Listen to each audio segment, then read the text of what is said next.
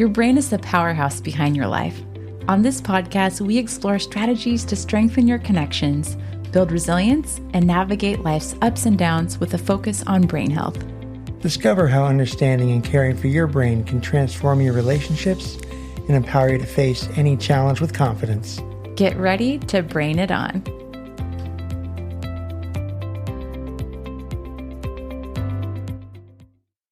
I'm Lindsey, an instructor of human development and education, and in this episode, we're going to delve into the science of emotions and explore a variety of practical techniques to uplift your mood.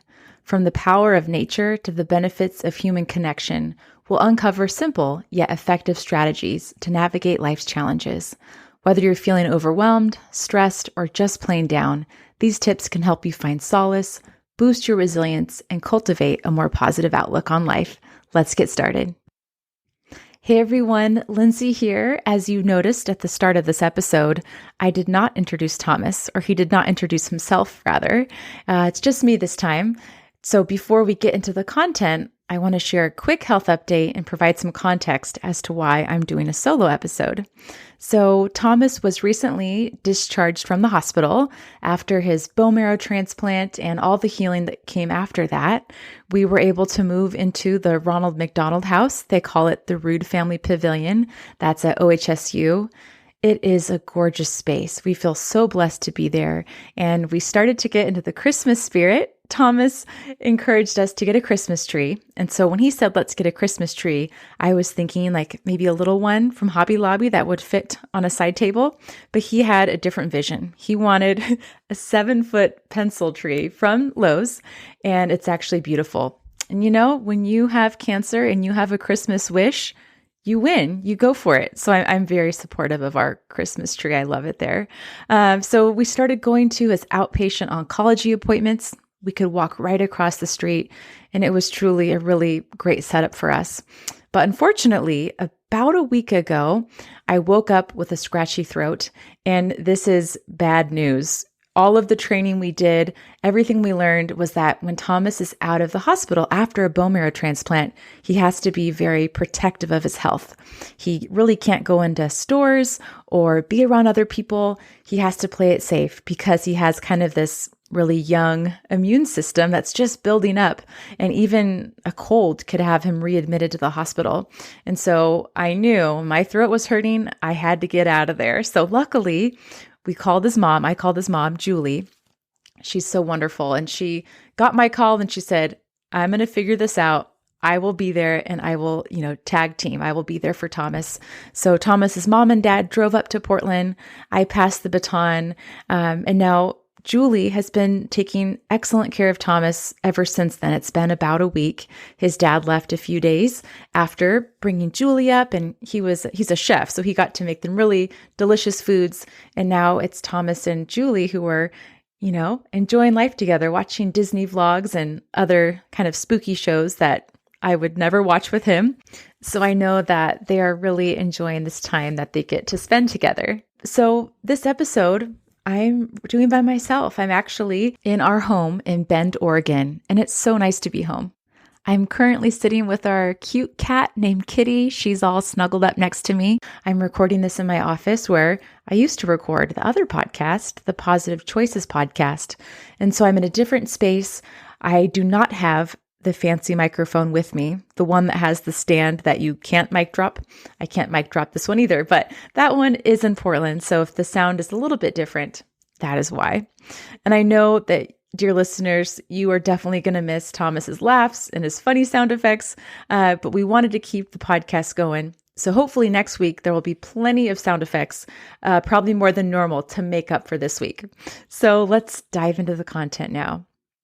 In this episode, I'm going to be vulnerable with you, and I'm going to kind of let you in on my experience this last week as a caregiver in a unique situation where I can't be around Thomas. I can't be around my loved one. And being sick, I just have a cold, but it's kind of one that's, hanging around. Being sick and having to quarantine from everyone has really given me this chance to experience a wide range of emotions. And this ranges from sadness and stress and loneliness at the low points, and then even joy and connection at different points during this week. It's given me a chance, most importantly, to dust off some of my old tools, put them back in my brain health toolbox or mental health toolbox. And so that's been a good thing. So in this episode, I am talking about emotions, and I'm highlighting some research-backed mood boosters as a refresher for myself, and that will hopefully be helpful for you. So let's get started with some helpful context. We're going to be talking about the science of emotions and how to approach these days when we're really feeling off or down. To begin, I'll highlight something that is from a wonderful researcher. She's an emotions researcher. Her name is Susan David, and she's the author of Emotional Agility. And I was on Instagram doom scrolling, which is something that I do not recommend. It is not a mood booster, but I did come across a post from Susan David, and she said this. She explains, when you say, I am sad, your identity becomes fused with the emotion. You become this gray cloud of sadness. Instead, when you say, I notice that I'm feeling sad, you create space between yourself and the emotion. You become the sky, and the gray clouds of sadness, that gray cloud is simply passing through. You are not the cloud. You are the whole darn sky. I replaced the word for darn. She also emphasizes just this importance of creating healthy space between ourselves and our emotions. And what she says directly in the post is create healthy space between yourself and your emotions. So that way you can respond with intention. And it's coupled with two pictures. The first one shows a dot meant to represent a person, and it's in the middle of a storm. The lightning and the rain is coming down. And in the second image, the circle meant to represent you is above the clouds. So it's still raining, there's still a storm, but this is representing yourself being above it and looking down upon it. And I think that's something that I experienced over the last week as I felt sad about not being with Thomas, worrying about him. He's in the best of hands, both with his mom and with his medical team. He is in the best place he could be. But as I drove from Portland to Bend, a wave of sadness came over me. When I was with him, my focus was very much task-oriented. All right, I'm here to help you. Let me get your pills together. Let me pass you your cup of meds, or let me help get your different things ready for the day. And then as I was driving, I realized that whole time that I was with Thomas, I didn't really let the sadness come in. I mean, don't get me wrong. There were moments where I went on walks around the hospital and cried, and mostly with my family members I would call, but those were just little moments. And so for the last week, I've been in this space where I'm not there. I'm not fulfilling these different needs. And so this sadness, the sadness that my husband has cancer, the sadness that our lives have changed, has started to sink in.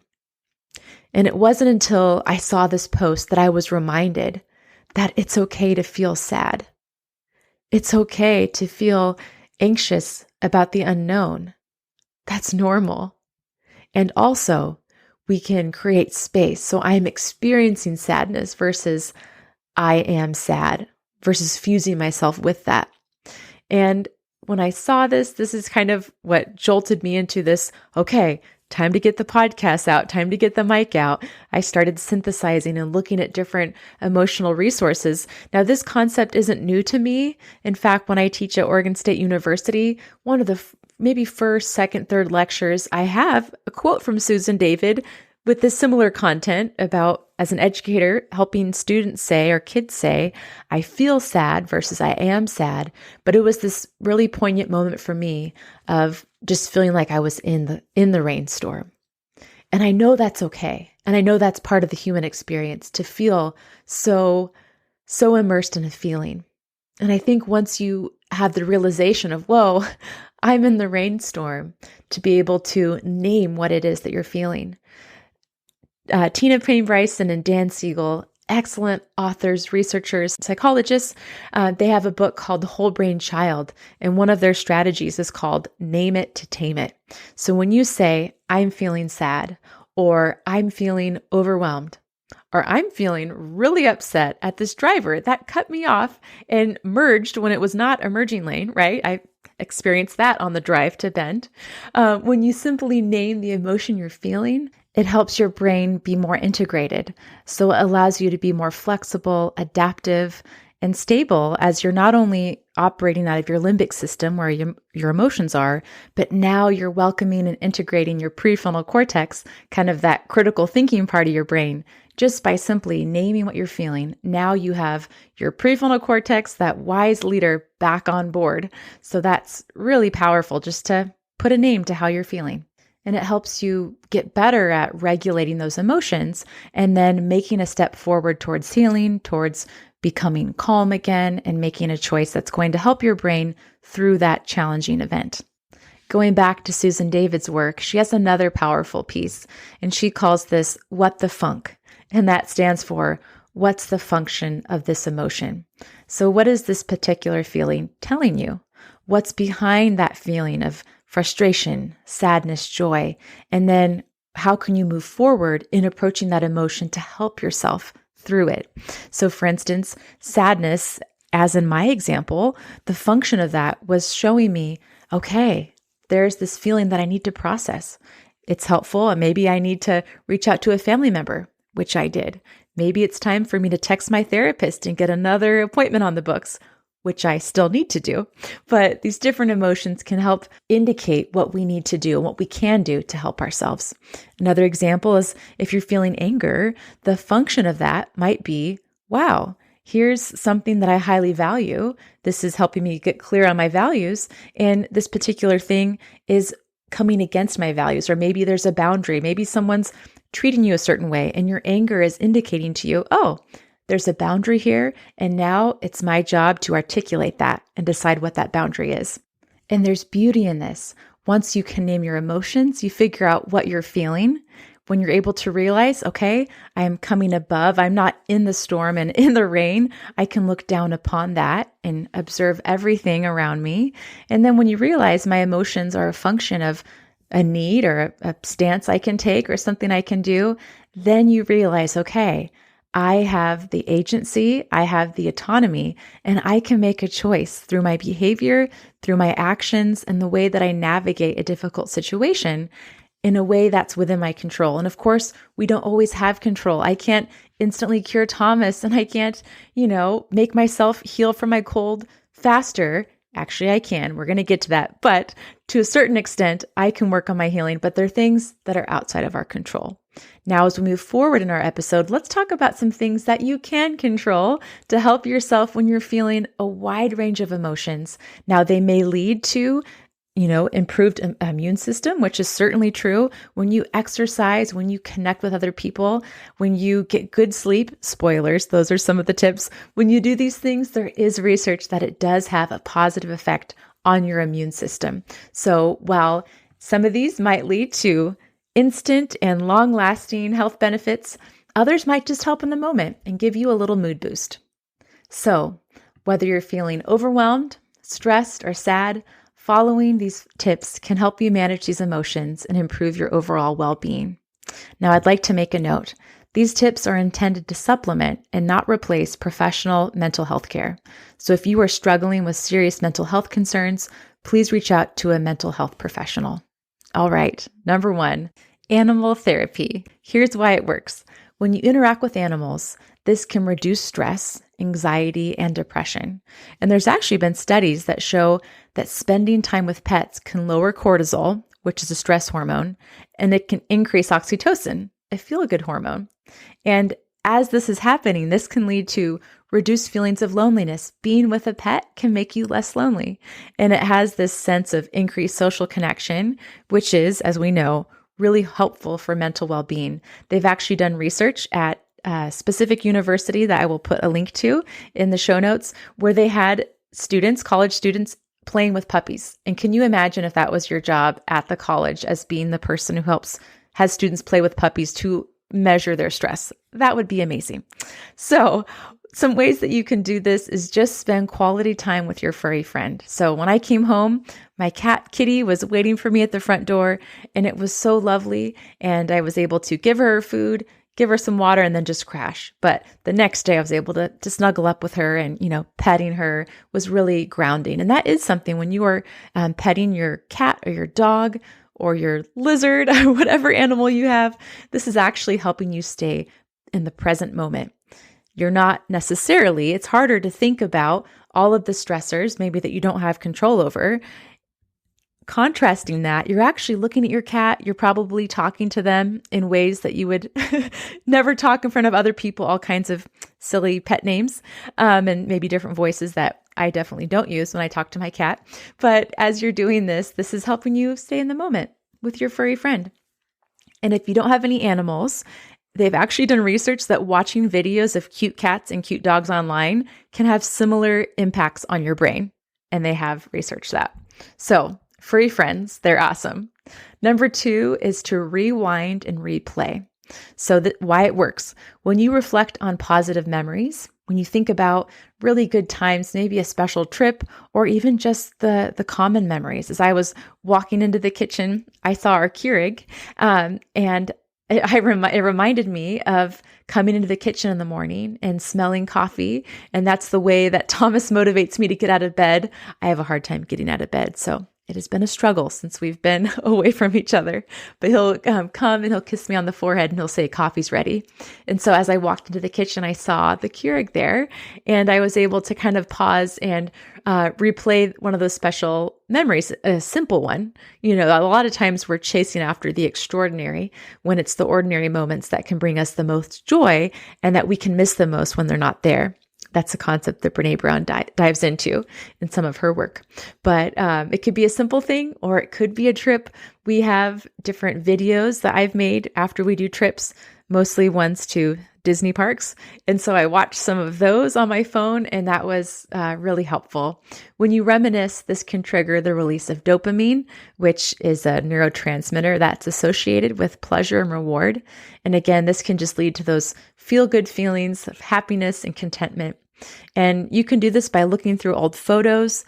You can listen to special music that reminds you of happy times of your high school, maybe, whether or not those were happy. Or you can call a friend and just say, hey, I want to talk to you about that epic adventure we had, or let's talk about a certain memory. And I think that would really help me.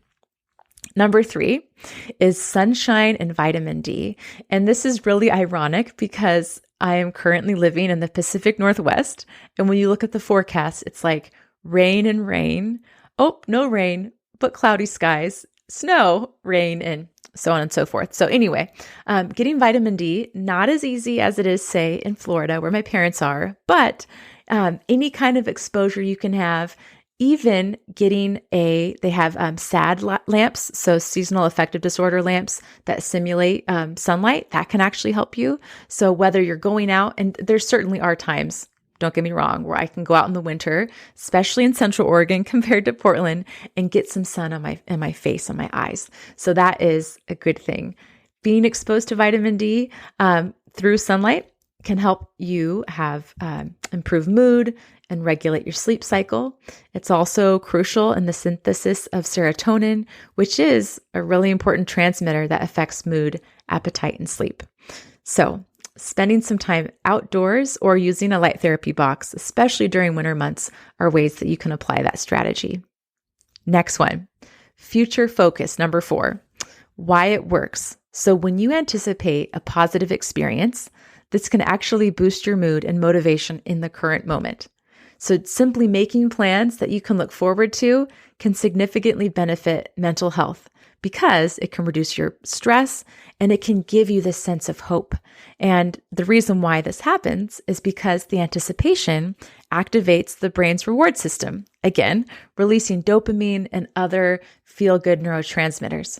Now, some of the most powerful ways that I can get excited and have these health benefits is when I think about upcoming Disney trips, but I know that is not a sustainable financial choice for me to lean into. So you can even get excited about making tea at night before bed, or get excited about going on a walk or calling your friend or your grandma. I love calling my grandma. So those are things that you can look forward to, put on the calendar, and that can really help you. You can plan a fun activity, set a small goal, or just maybe daydream about your future.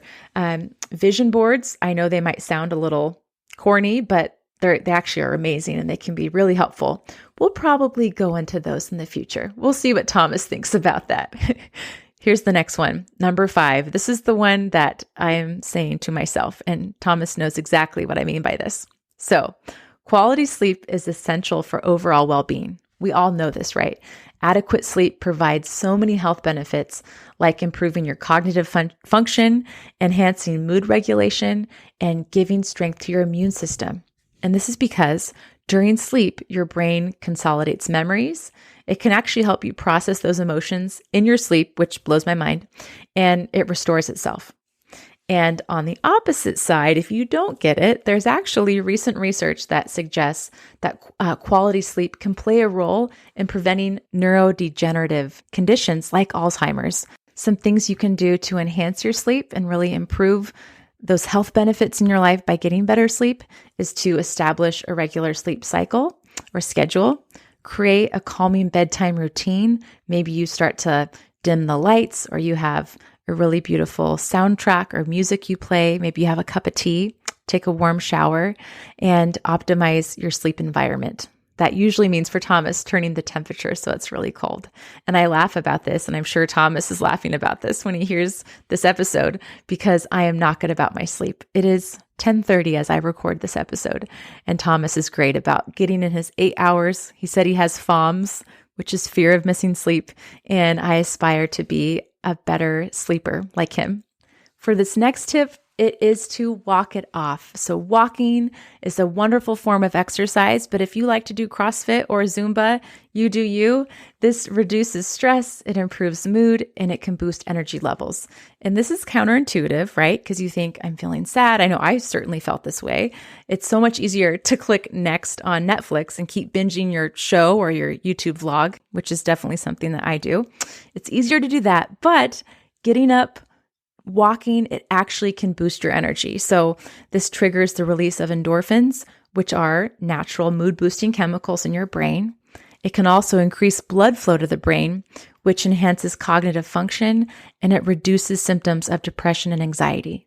Even a 5-minute walk to your mailbox makes a big difference. So challenging yourself to do that more often, you'll probably find that it's going to help your brain and make you feel better, even though you might not want to do it at first.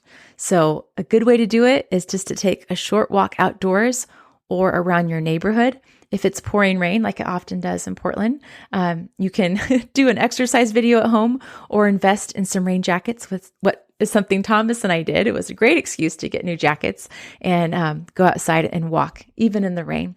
And so I called my brother up, or I texted him rather, and asked if he wanted to go on a walk today, knowing that I didn't want to walk, but having him there would make it more fun and a good motivator. So we went on an awesome walk around my neighborhood and found some new trails. Thomas, I can't wait to show them to you. And we ended up talking about Disney Cruise Line because they get to go on a cruise. I'm so happy for them. I have something that the researchers called SHOI, which is shared joy. Our next tip, number 7, is to connect and recharge. So social connection, as we know, is crucial for mental health. When you connect with a person in person, or even calling over the phone, research shows that this significantly benefits mood because it reduces feelings of loneliness and isolation. Social interaction can stimulate the release of oxytocin, which is a hormone associated with bonding and trust. So even just calling a friend, a 5-minute phone call can make a big difference. And again, you might think, I don't have the energy. You might be thinking, I just feel kind of sad and I don't know if I want to call someone up and make that call. But asking people, hey, how's your life? Even just a simple inquiry about how someone else is doing can really create that social connection and maybe give you the opportunity to share how you're feeling. Now, you might say, I'm feeling kind of down. I'm not ready to get into it or discuss it more, although I want to, but it's just great to hear your voice. So that's something where you can connect. You can articulate that maybe you're dealing with an emotion and share that maybe you're not ready to dive into it just yet, and that's okay. Our final tip, number 8, is to tune into uplifting music. Now, I am not someone who's musically inclined. I don't have the skill set to produce beautiful music or to sing in a wonderful singing voice, but Thomas does. He has always been musical, and before becoming a nurse, he was actually a worship pastor. And so he has this background of using music as a way to bring him joy, and I'm going to bring him his guitar when I come back to Portland. However, you don't have to be a wonderful singer and you don't have to be a guitarist. Just listening to positive and uplifting music can stimulate the release of dopamine and serotonin. So some things you can do is you can create a playlist of your favorite uplifting songs or explore new genres that inspire you or help you connect with your emotions. And this can be a great thing to have on hand when you just need that pick me up, when you need that mood boost. Now, for me personally, when I'm feeling down or maybe my thoughts aren't aligned with the hopeful perspective that I desire, listening to Christian music can help realign my thoughts and give me a more self-compassionate and loving perspective. One of my favorite songs for this in my playlist is called Show Up, Choose Love by Toby Mac. Thomas and I talked about this before, but it's worth mentioning again because it's my pump up song. I'm not going to sing it for you because I don't want to do that to you.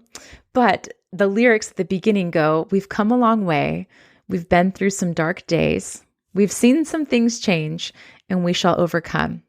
It's been a long night. We need some morning light to get to the other side. We got to keep on finding ways to show up. We've got to choose love. We've come a long way and we got a long way to go. Let's do the next right thing and show up." And it goes on and so forth. So that's a song where I'm like, you know what? I'm going to do the next right thing. I'm feeling maybe stressed out about what I have to do today or whatever stressors in my life, but I'm just going to focus on the next right thing. And that's like a helpful mantra for me. I definitely have some country songs in my playlist, mainly Thomas Rhett. Whatever genre or musical artist speaks to you, include them in your playlist to help boost your mood. In conclusion, remember that it's okay to not be okay. You are not your feelings. You can observe them, acknowledge them, discover what the function of your feelings are. And when you incorporate some of these strategies like connecting with others, moving your body, dancing to music into your daily routine, when you do these things regularly, you can improve your mood and overall well-being. I encourage you to try 1 or 2 of these tips and see how they work out for you. Maybe don't try to do all 8 of them, but just find a couple of tips and try to make it attainable. While I'm currently apart from Thomas because of my cold, I am grateful for the support of my loved ones and the power of these simple strategies.